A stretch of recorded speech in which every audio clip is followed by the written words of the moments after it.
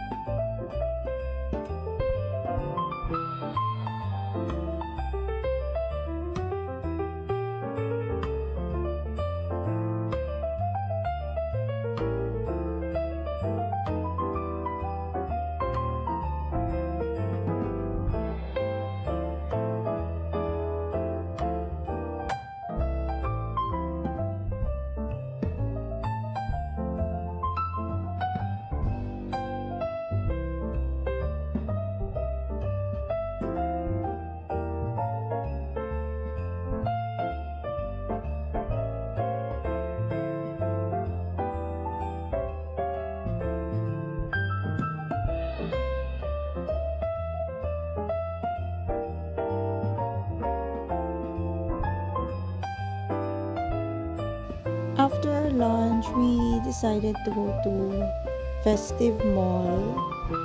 Bumili lang ako ng water kasi nauuhaw na naman ako.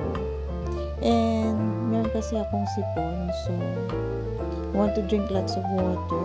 So bumili lang kami ng water, tapos si Angela meron din siyang binili sa grocery store.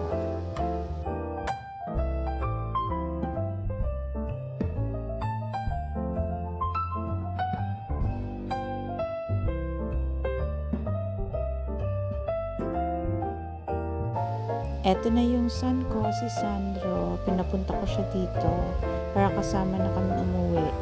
Kasi gabi na rin, so uuwi na kami.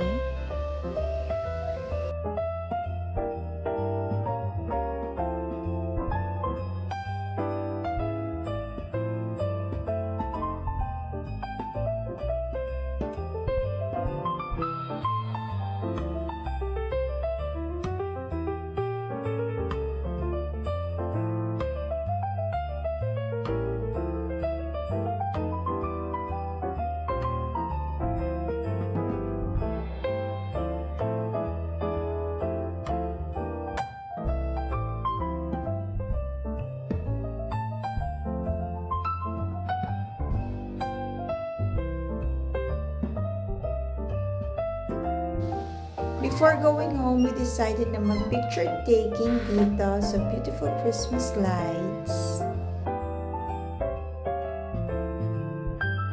Okay, so we're going home na. It's December 30th, 2025. Tomorrow is New Year na. So, nag-hangout lang kami. And ito pala yung I'm here in this is Festive Mall, Iloilo sa Mega World. Meron silang fountain dito. And maganda mag-picture taking dito, especially now that it's Christmas.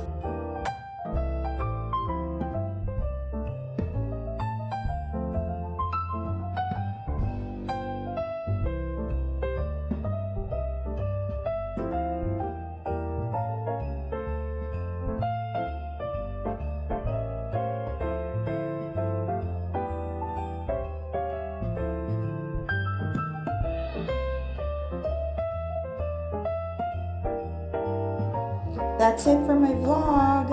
Thanks so much everyone for watching, and I wish you all a blessed 2026.